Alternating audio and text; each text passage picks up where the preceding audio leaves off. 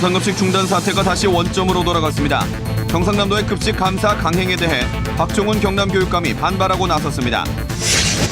경상남도가 국정감사 자료 제출을 거부하고 나서면서 내일로 예정된 경상남도의 국정감사에 파행이 우려되고 있습니다. 스테인리스 재질의 구조물에 반사된 햇빛 때문에 승용차에 불이 날 뻔한 일이 일어났습니다. 비슷한 사건이 따르면서 대책 마련이 요구되고 있습니다. 프로야구 NC 다이노스가 3년 만에 정규리그 준우승을 차지했습니다. NC는 한국 시리즈 우승에 도전합니다.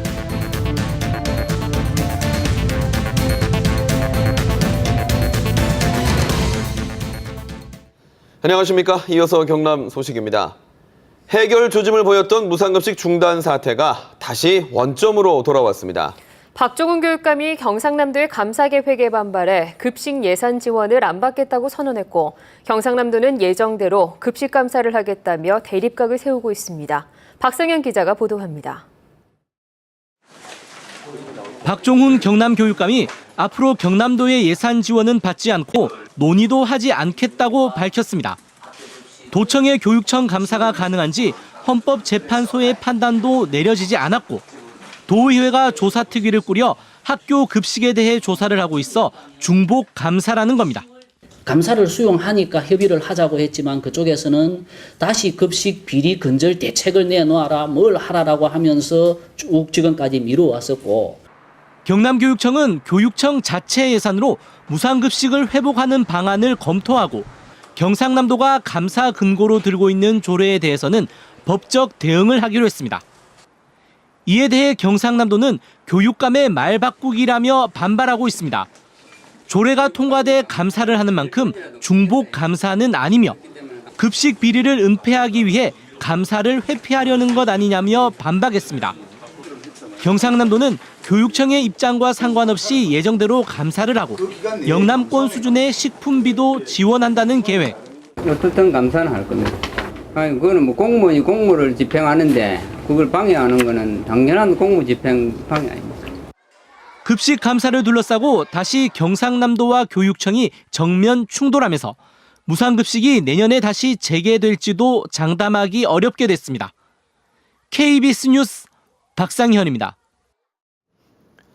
경상남도의 국정감사를 앞두고 경상남도가 국회의원들의 요구 자료를 제출하지 않아 논란이 일고 있습니다.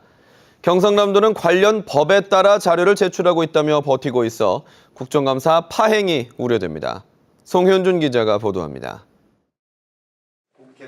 2년 전 국정감사에서 경상남도가 요구 자료를 제출하지 않아 홍준표 도지사와 야당 국회의원들이 설전을 이어갔습니다. 결과 보고서가 채택이 된 겁니다. 여야가 합의해서.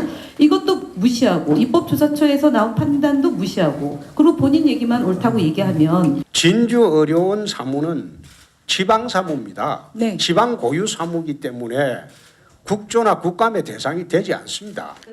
이번 경상남도에 대한 국정감사에서도 요구 자료 제출을 두고 공방이 예상됩니다. 국회 안전행정위원회 소속 의원실은 의원들이 요구한 자료의 10에서 20% 정도만 경상남도가 제출해 국감 준비에 어려움을 겪고 있다고 밝혔습니다. 10여 건 넘게 했는데 아직 지금 자료를 협조가 잘 안 되네요. 다른 데는 협조가 아주 잘 됩니다. 이해가 안 가는 게 우리 홍준표 지사님께서 당대표도 하시고 그때도 국정감사는 있었는데. 하지만 경상남도는 지방 고유 사무는 국감 대상이 되지 않는다며 요구 자료 모두를 제출할 수 없다는 입장입니다. 진주령 폐업과 무상급식 중단 등 경남에서 많은 정치적인 논쟁거리가 있었음에도 불구하고 이를 견제할 만한 세력이 없었다는 게 이번 국감 자료 제출 논란의 배경이라고 전문가들은 지적합니다. 지방의회가 도민들의 궁금한 사항에 대해서 적극적으로 문제를 제기하거나 이런 부분들이 좀 미약해서 현실적으로 나타난 문제가 아닌가 이런 생각을 가집니다. 국회 안전행정위원회는 경상남도와 경남지방경찰청에 대한 국정감사를 할 예정입니다. KBS 뉴스 송현준입니다. 다음 소식입니다. 스테인리스 재질의 구조물에 반사된 햇빛 때문에 주차해둔 차량에서 불이 날 뻔한 소식 전해드렸었는데요. 비슷한 일이 또 발생해 이젠 대책이 필요해 보입니다.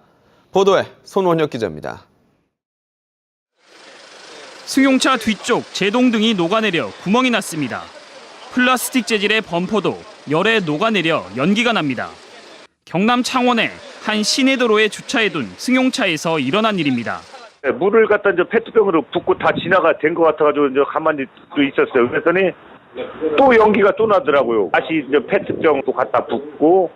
원인은 차량 바로 옆 스테인리스 재질의 안내판. 기둥이 오목한 형태여서 반사된 햇빛이 차량 한 곳으로 모입니다.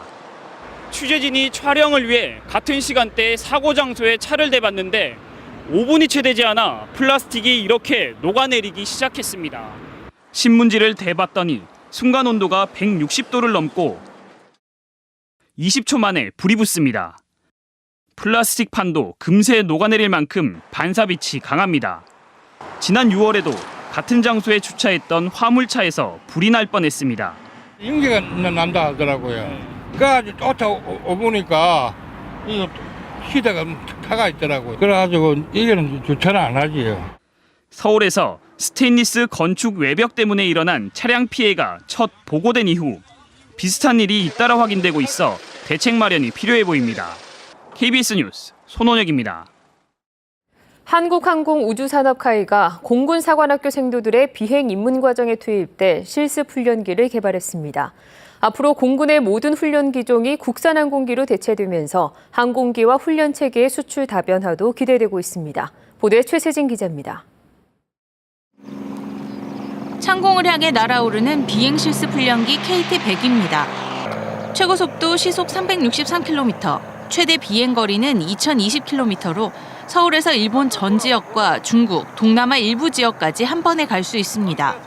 비행 실습 훈련기가 KT-100으로 대체되면 공군은 비행 실습에서부터 초중 고등 훈련, 전술 임무까지 모든 훈련 체계를 국산 항공기를 이용하게 됩니다. 원활한 부품 조달 체계를 갖춘 국산 항공기 훈련 체계 도입으로 우리 공군은 조종사 훈련 시간은 35%, 양성 비용은 26% 절감했습니다. 특히 이번 KT-100 도입으로 해외 공군의 훈련 체계도 패키지로 수출할 수 있을 것으로 기대됩니다. KC-100은 지난해 한미 항공안전협정 바사 인증을 받아 미국 수출도 가능합니다. 공군에서 운영하는 운영 데이터들이 지속적으로 쌓이게 되고 노하우가 쌓이게 되면 향후 수출 전망도 밝다고 저희들은 보고 있습니다. 카이는 KT-100 개발로 민수용 시장 진입이 가능해 150조 원에 달하는 국내외 민항기 시장 개척에 본격적으로 나설 계획입니다. KBS 뉴스 최세진입니다. 프로야구 NC다이노스가 3년 만에 정규리그 준우승을 차지했습니다. 오는 18일 마산야구장에서 플레이오프 1차전을 시작으로 한국 시리즈 우승에 도전합니다. 오종호 기자의 보도입니다. 프로야구 NC다이노스가 정규리그 2위를 확정했습니다.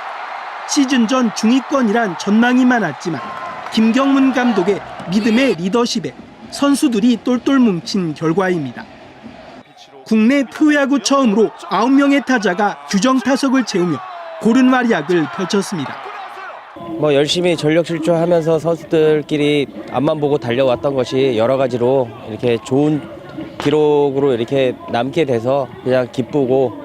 테임즈가 국내 프로야구 처음 시즌 2차례 사이클링에 40홈런 40도루라는 대기록을 달성하는 등 외국인 선수들의 활약이 빛났습니다. 또 투수 에커가 19승으로 다승 1위, 교체 선수 스튜어트도 방어율 2점대로 선전했습니다. NC는 오는 18일 마산야구장에서 플레이오프 1차전을 벌입니다. 지난해 준 플레이오프전 탈락을 보약으로 삼아 한국 시리즈 진출과 우승까지 노리고 있습니다. 올해는 선수들 그리고 다 팬분들과 함께 즐겨서 더 좋은 모습으로 더 오래 가려고 할 수 있도록 하겠습니다. NC 다이노스 지금 정규 시즌 정말 잘해왔고요. 한국 시리즈까지 우승하면 좋겠습니다. NC 다이노스 화이팅! 지난 2013년 1군 무대에 올라 3년 만에 정규리그 준우승까지 달성한 NC. 이제 대망의 한국 시리즈 우승까지 전력 질주 결과가 주목됩니다. KBS 뉴스 오종우입니다.